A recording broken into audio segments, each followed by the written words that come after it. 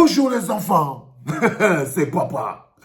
Mon mur est un asile psychiatrique à ciel ouvert et sa salle d'attente est toujours bondée les enfants. Bienvenue à la clinique les enfants, bienvenue tout le monde. Ce podcast s'appelle « On ne remplace pas la porte par la fenêtre ». Et en ce moment, il y a une bagarre fondamentale qui existe entre FC Ligne 94 et FC Task Force. Important à comprendre. Samuel Eto'o, attaquant de pointe de FC Ligne 94, FC Task Force, est en train de subir une OPA de Jérémy Njita. Une fabrication systémique aussi, on ne peut pas dire avec sérieux s'il est une fabrication de FC Ligne 94 ou bien c'est une fabrication neutre. Mais comme il n'y a pas de neutre dans cette affaire, il faut savoir que dès que FC Task Force est attaqué, ça veut dire qu'il y a une offensive de FC Ligne 94. Comprenez ça comme ça là. Dès que vous voyez que la FC Ligne 94 est en danger, sachez qu'il y a eu attaque de FC Task Force. Capitaine de FC Task Force, vous le connaissez vous-même, c'est l'homme à lapin qu'il est installé là-bas chez Pomba, il est prêt à tout gérer. Et l'autre capitaine qui est aussi FC Ligne 94, c'est le tonton Vondor, et il a aussi lavé les motards et tout et tout. Donc voilà les deux gros clans qui se bagarrent à l'intérieur de la boîte de sardines dans le cadre des primaires chez les crapules. Partagez les enfants. Partager, c'est très important. J'y mets du rythme pour que votre esprit comprenne bien. Alors qu'on veut déjà faire un point, on a beau préparer quelqu'un qui a la carrière de Samuel Eto'o. Oui, c'est comme ça que ça fonctionne. Tu vois ce qu'on t'a fait, non, Samuel? Déjà, ils ont préparé quelqu'un qui a ta carrière. On ne pouvait pas remplacer Samuel Eto'o par Jean Gabeaka.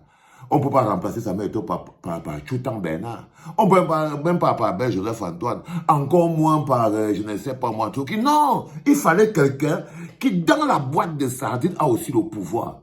Et Jérémy Njita, il a épousé la fille Fotso.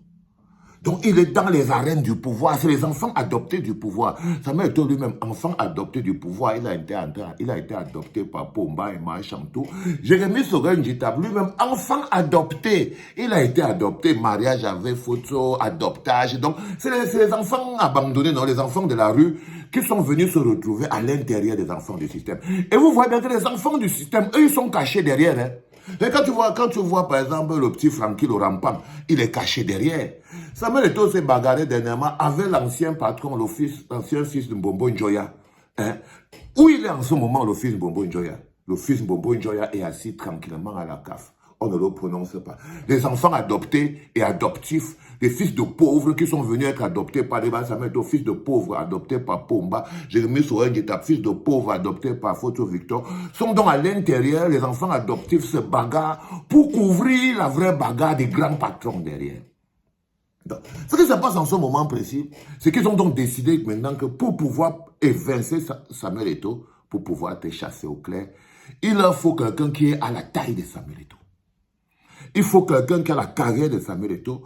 Il faut quelqu'un qui a les mécanismes de Samuel Eto'o. Il faut quelqu'un qui peut challenger dans le cœur des Camerounais avec Samuel Eto'o. Il faut quelqu'un qui, sa carrière chez les Lions, en club, peut challenger avec la carrière de Samuel Eto'o. Donc, ils ont recruté Jérémy Njita.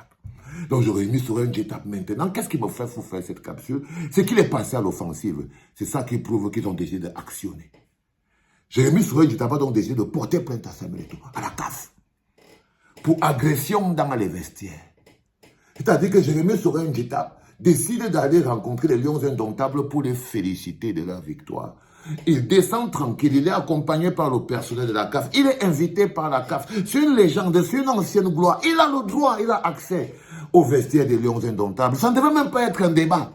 Ça ne devait même pas être un débat. Ça veut dire que Jérémy Njita devrait pouvoir, même sans badge, traverser jusqu'à arriver dans les vestiaires des Lions indomptables pour service rendu. Mais la malchance que Jérémy Njita a, c'est que son pire ennemi, c'est le patron de la FECAFOOT. Lui-même une ancienne gloire, Samuel Eto'o. Et il ne veut pas sentir Jérémy Njita autour de lui.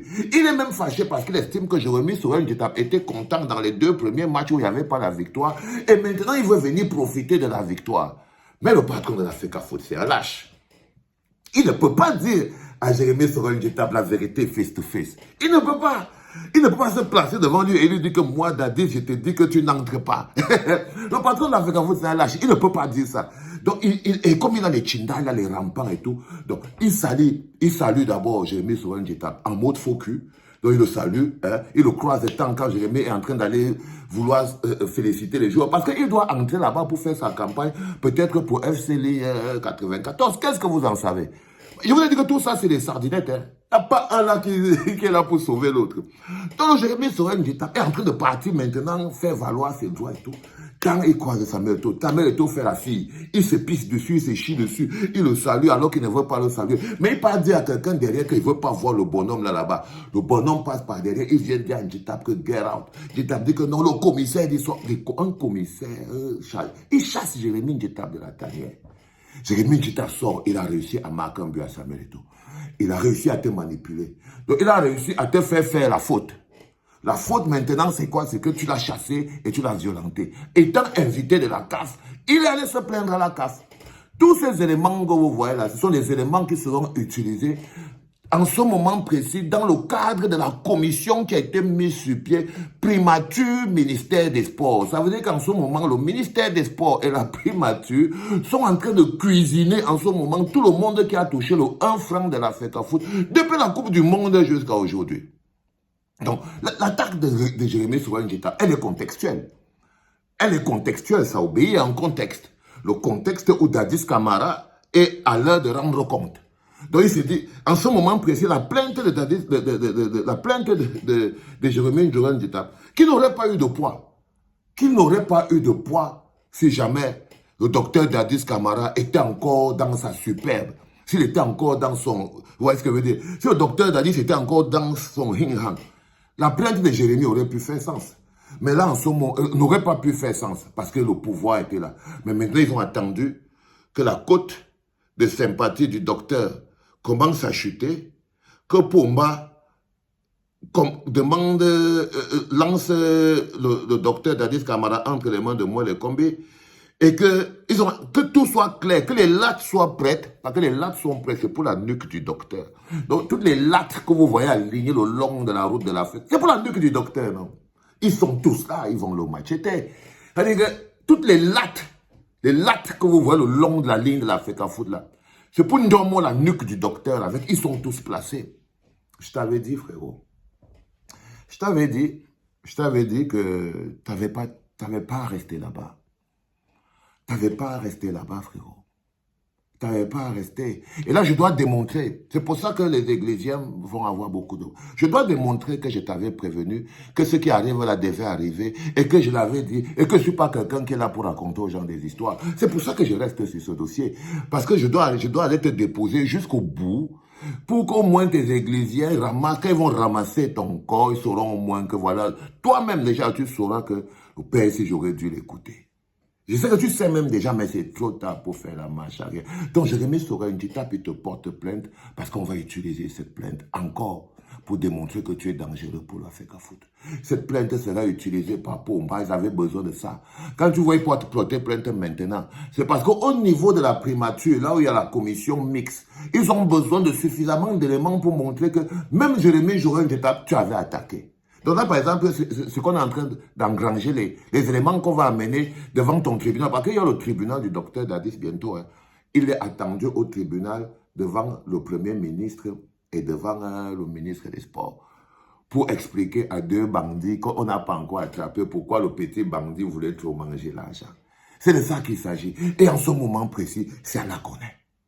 C'est à là qu'on est, les enfants. Alors, quand je vous disais qu'on ne remplace pas la porte par la fenêtre, c'était pour vous dire qu'ils ont déjà taillé, ils ont trouvé le remplaçant de Dadis Camara. Hein, Dadis, ils ont trouvé ton remplaçant. Même morphologie, même équipe, même rythme, même vécu.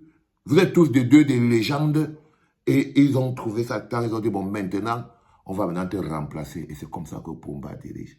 Quand il va enlever un ministre de la Léquier, il le remplace par son cousin de la Léquier. Quand il va enlever un ministre Sawa, il le remplace par son cousin Sawa. Toujours pour neutraliser. C'est un système pour neutraliser. Quand il veut rencontrer, vous voyez pas que le ministre des Sports, ils viennent toujours des mêmes villages. C'est pour neutraliser. On remplace toujours ton frère par ton frère, sinon quelqu'un qui a la même performance que toi. Donc c'est ce qui est arrivé en ce moment. Donc bientôt, juste pour vous le dire, il sera bientôt assis par terre devant le Premier ministre et devant moi les combis pour justifier les affaires de l'argent. Et là, ils sont en train de lui faire donc, par derrière avec Jérémy Sorel Njitap.